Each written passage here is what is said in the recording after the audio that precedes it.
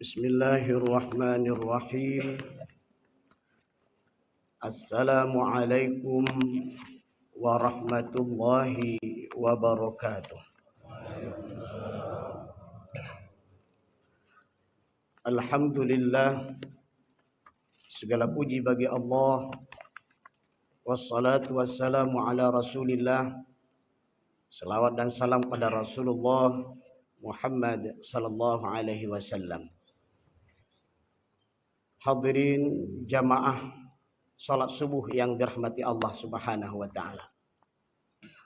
Adapun judul nasihat kita pada kesempatan berbahagia ini adalah 6 misi tujuan diutusnya Rasulullah Muhammad sallallahu alaihi wasallam. Yang pertama, tujuan diutusnya Rasulullah Muhammad sallallahu alaihi wasallam adalah memperkenalkan Allah untuk disembah. Hal ini terlihat sebagaimana firman Allah di dalam surah Al-Anbiya ayat 25.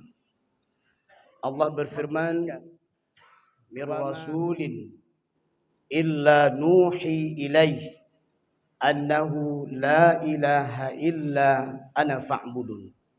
Yang artinya, dan kami tidak mengutus seorang rasul pun sebelum kamu, melainkan kami wahyukan kepadanya bahwasanya tidak ada Tuhan yang berhak disembah melainkan aku. Maka sembahlah olehmu akan aku.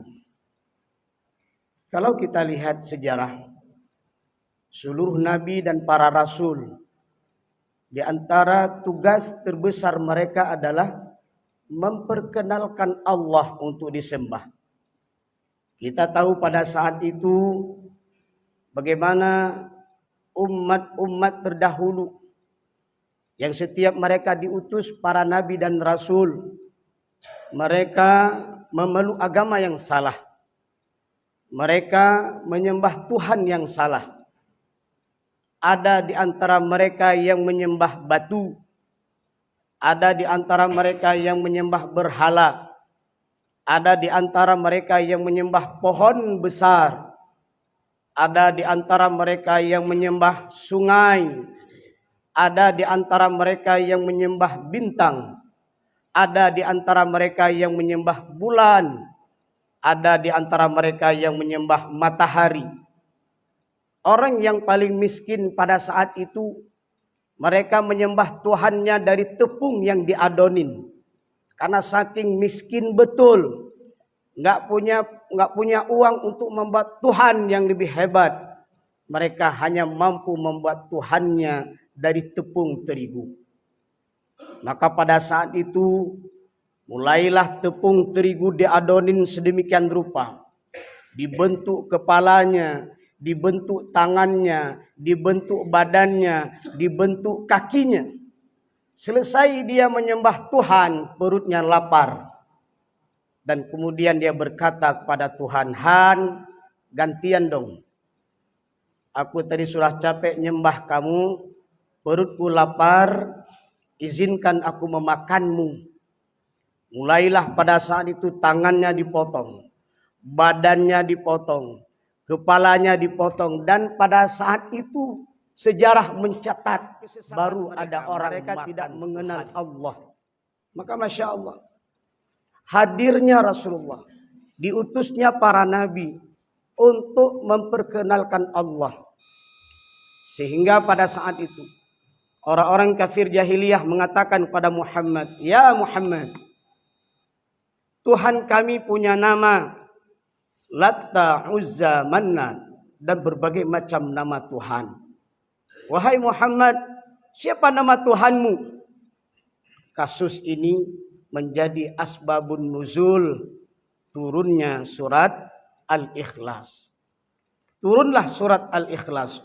Qul huwallahu ahad, Allahus samad, lam yalid walam yulad, walam yakul lahu kufuwan ahad. Katakanlah hai Muhammad, huwallahu ahad, Tuhanmu adalah Allahu Ahad. Dan kalimat Allah ini Allah yang perkenalkan di dalam surah Al-Ikhlas. Alhamdulillah. Bersyukur kita kepada Allah di subuh yang mulia ini. Dengan program kegiatan yang luar biasa ini. Kita diajak menyembah Allah Subhanahu wa ta'ala. Maka besar harapan dan cita-cita kita. Generasi-generasi yang kita tinggalkan hari ini adalah generasi-generasi yang bersama kita hari ini adalah keluarga yang bersama kita hari ini adalah masyarakat yang bersama kita hari ini adalah sebagai atasan dan bawahan, sebagai orang yang memimpin, yang dipimpin. Bersyukur kita kepada Allah Subhanahu wa ta'ala.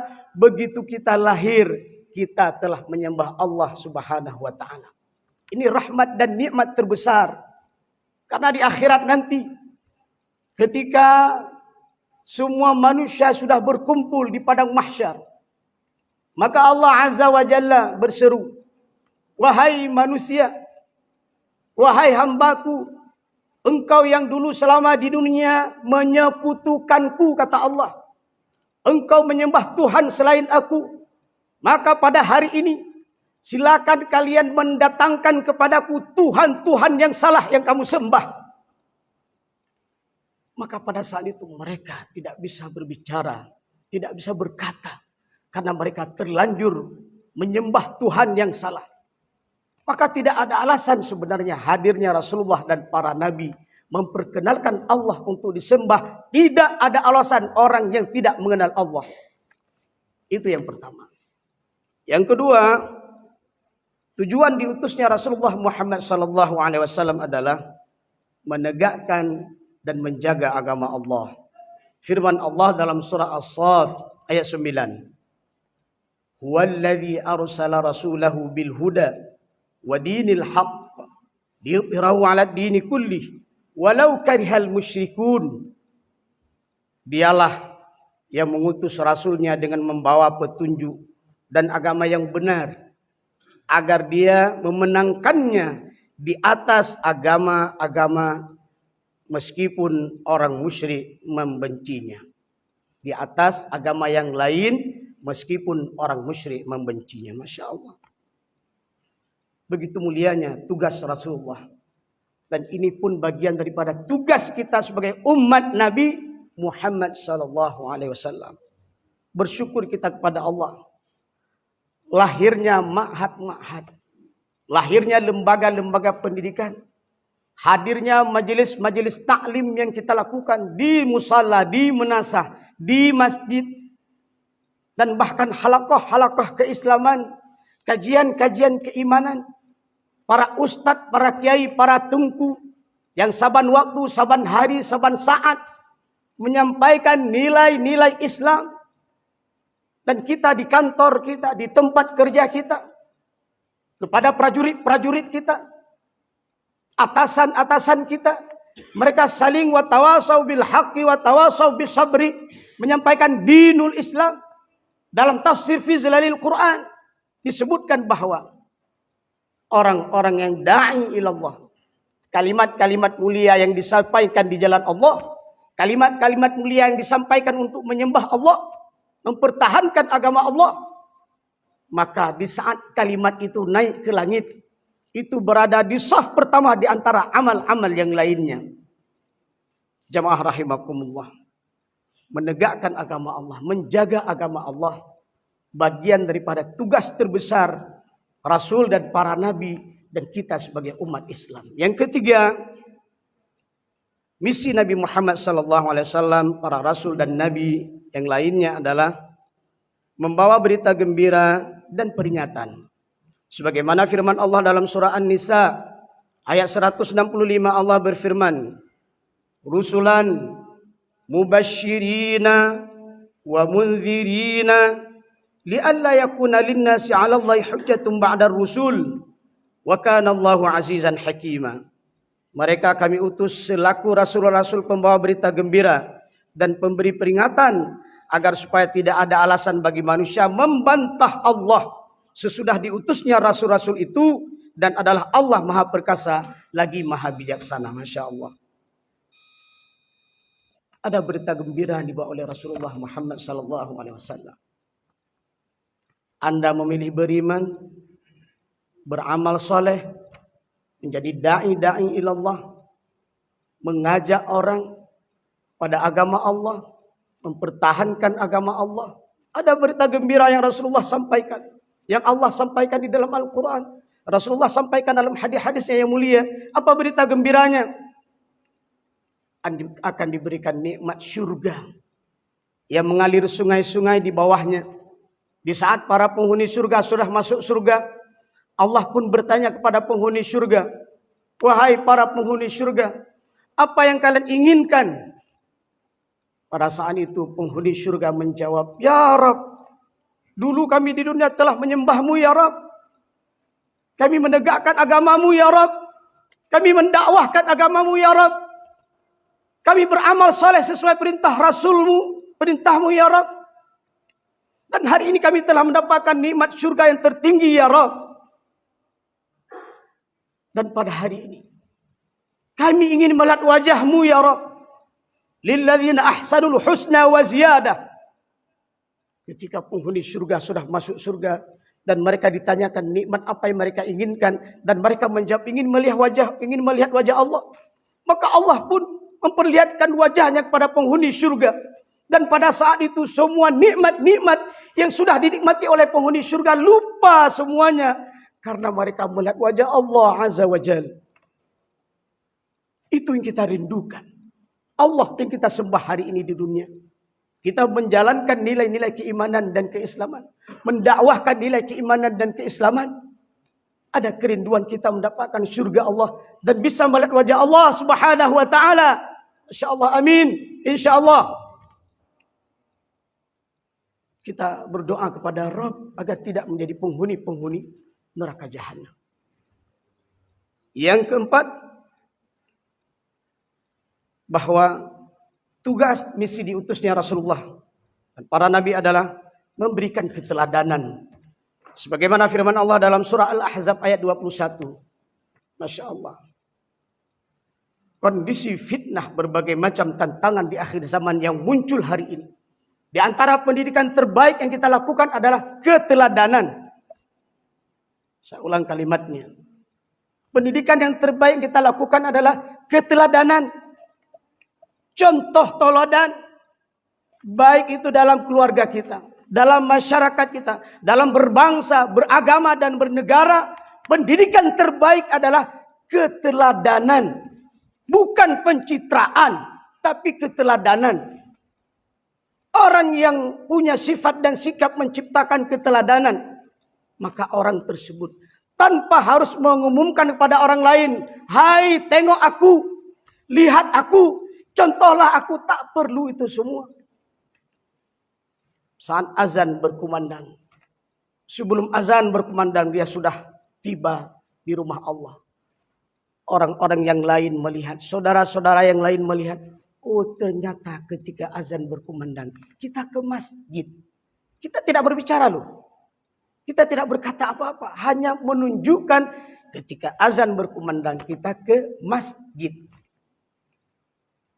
Saat makan dan minum, apa kata Rasulullah? Ambil yang paling dekat denganmu. Walaupun hidih nasi mana? Hidih nasi te. Iki dayang ke kareng. Mohon maaf. Kita coba amalkan hadis ini. Apa kata Rasul? Ambil yang paling dekat denganmu. Hadis. Apalagi? Ambillah dengan tangan kanan. Apalagi? Bacakan basmalah, keteladanan. Dalam keluarga, seorang suami yang menunjukkan keteladanan, maka akan menjadi istri, mohon maaf, akan menjadi pasangan yang akan mencintai suaminya. Seorang istri di rumah yang menunjukkan keteladanan, maka suami akan mencintainya. Orang tua yang menunjukkan keteladanan akan dicintai oleh anak-anaknya. Anak-anaknya yang membuktikan keteladanan disayang oleh orang tuanya. Masya Allah.